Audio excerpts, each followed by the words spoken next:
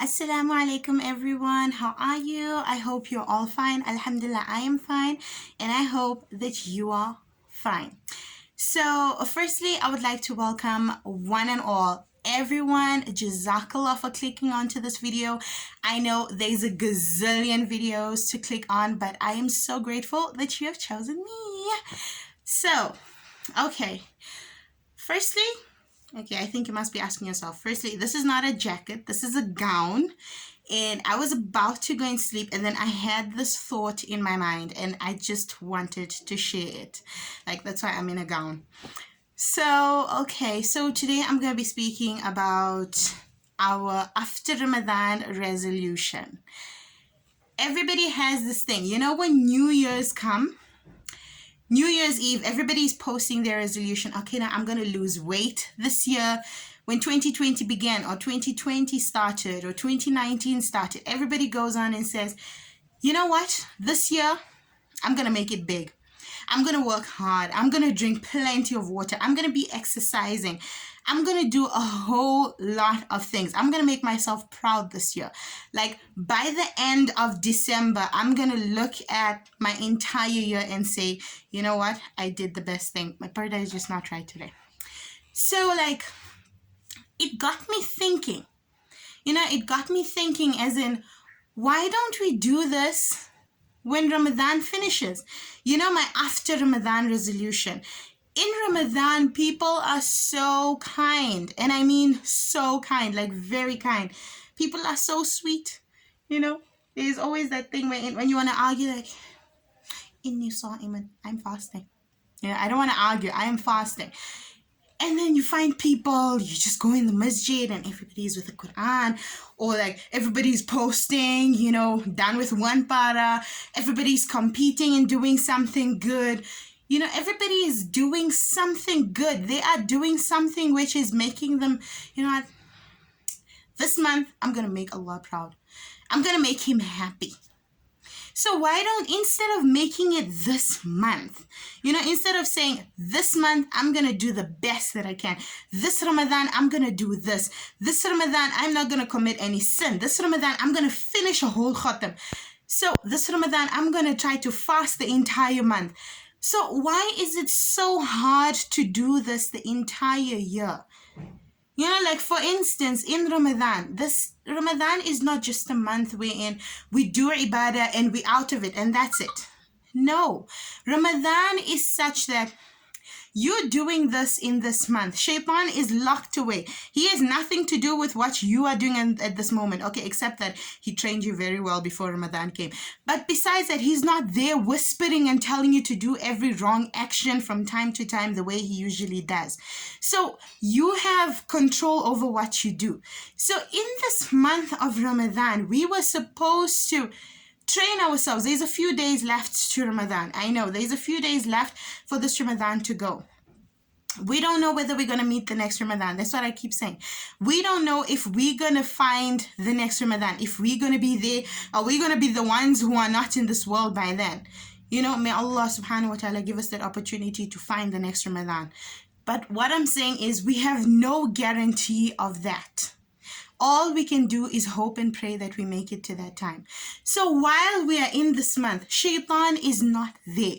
Why don't we give him a surprise? Like the minute we come out of Ramadan, we are better than what we came in. We came into Ramadan as these people, we so lost. We are completely corrupted, finished being influenced by Shaitan, and he is chained there and he's happy. He's like, nah, this person is not going to turn into this pious person. We're still going to find them in the same condition when Ramadan finishes. Give him that surprise wherein he gets out of those chains. He comes out into this world now, all this free devil walking around. Let him be surprised and say, my goodness, it takes long for this person to do something wrong. All of a sudden, why is she waking up for Fajr? Why is she reading her Dhuhr? Why is she reading her Asr? What is she doing reading the Quran? You know, make him be surprised to such an extent that make him see that Ramadan has made a difference instead of having a New Year's resolution. I'm not saying don't do that. You can do that. That is seriously advisable. But what I am saying is make an after Ramadan resolution also. That Eid day, you start that Eid day, start it with a resolution. As in, you know what? As I said, I'm going to read my salah on time. I'm going to smile more. I'm going to help out more. I'm going to do good deeds. You don't have to start with big things.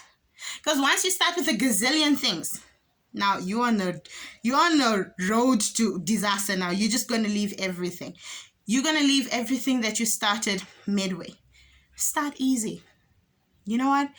For this month after Ramadan, probably for June, let's say, or April, like May. This is May now. So Eid is going to be in a few days. So just say, you know what? Eid is going to be in less than a week.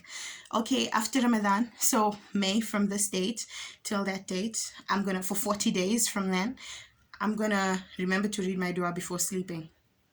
I'm going to try to read, even if it's one ayah. I'm going to try to read one ayat. Even if you don't know how to read the Arabic, say, I'm going to try to read the transliteration. Even if it's one verse, that will make a difference. Even if it is one verse, I am going to read that one verse. Every single day, I'm going to read one new verse and put it into practice. You know, like try to think of small things that you can do. Once you do the small things, you're driving the bicycle. You're not always, example, picture you driving a car. You're not going to go to the last gear. You're going to start slowly from the beginning. It doesn't make sense for you to start at the ending. So you're going to start from the beginning. Slowly. One push at a time. One push at a time. Don't go on pushing yourself because then on the middle, you're going to let everything go. So all I wanted to say right now is make this opportunity. Sit down now here. You're thinking of something. Okay, not now because it's bedtime. But what I mean is, tomorrow, spare time. Try to think of the resolutions that you're going to do. Making istighfar, making tasbihs, reading your salah. All these small, tiny things. I am telling you, by next Ramadan, boom, you're entering that month of Ramadan like this holy saint. And you're like, okay, you know what? Now, the whole year, for an entire 12 months, I literally read one ayat and I increased it. I don't know how many khatams you would have made by then. And you'd be like, this month, I can at least read, even if it means 2 pages. 2 pages of Quran. I'm going to start.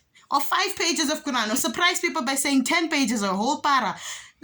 That's what I'm saying is that by next Ramadan, you know how people say December. By December, I'm looking back at the actions that I did. And I'm so proud of me. I am so proud of the efforts that I put in, and I am so proud of my accomplishments. The same thing when you enter the next Ramadan and you'll be looking at this Ramadan, from this Ramadan, you'll be like, I came out of the last Ramadan with an intention of making Allah subhanahu wa ta'ala proud of me. And I did it. I did it. And I am so happy. I'm telling you, that's going to make you so happy. So my dear sisters, when you do something on a go, and it's a whole load of things, you're going to leave it halfway. For example, since I'm speaking to my sisters, you're cleaning an entire house. If I'm going to scatter this room, leave it. Go to the next room, I scatter it, leave it. Go to the kitchen, I scatter the kitchen, leave it. And then I decide to start cleaning. After scattering the entire house, I decide to start picking up and tidying up. I am not going to finish today. So the best thing to do is, I scatter a few parts of this room. I'm going to start this side. I scatter this part over here by the shelf, fix it. Over there by the cupboards, fix it. By the dressing table, fix it. By the bed, fix it. By the other shelf, fix it. By the chair there, the baby chair, fix it. So one way or the other, I am starting slowly. Scatter one place, fix it. I'm not doing everything at the same time. So what I'm saying is, from when this Ramadan finishes, I'm not saying you scatter everything now and start doing everything one time. No, all I'm saying is you start slowly. Even if it's istighfar 3 times before you sleep, that will make a huge difference. I promise you, that will definitely make a huge difference. So all I'm saying, my dear sisters, is we need to bring into this practice. We need to surprise people and say, hey, I started this after Ramadan resolution. Okay? This after Ramadan resolution, you can say this New Year's resolution, my after Ramadan resolution, because it's not yet the Islamic New Year. But you're going to say, I started my after Ramadan resolution. That's what we're going to call it, ladies. We're going to call it that, my dear sisters, and we're going to put that into practice. By the time we get into next year, we enter the month of Ramadan as these pure souls, inshallah.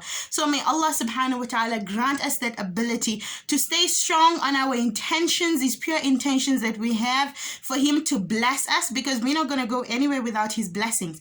We're not going to go far. So may Allah subhanahu wa ta'ala bless us, give us the strength to put all this into practice. So my dear sisters, this again, I always say, this is not advice that I am giving to you people only.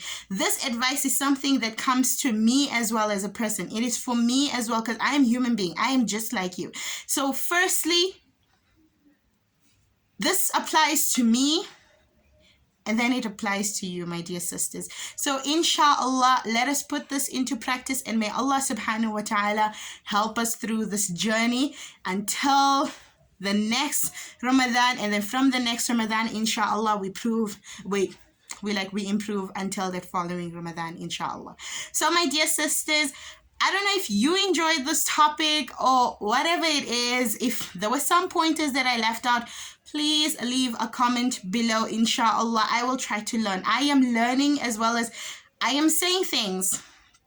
I'm giving these advices, but really I am hoping to learn as well. I am open to any lessons you can give me. So inshallah, my dear sisters, we'll meet again. I hope you love this video. If you did, please give it a thumbs up and please subscribe, inshallah. Assalamu alaikum.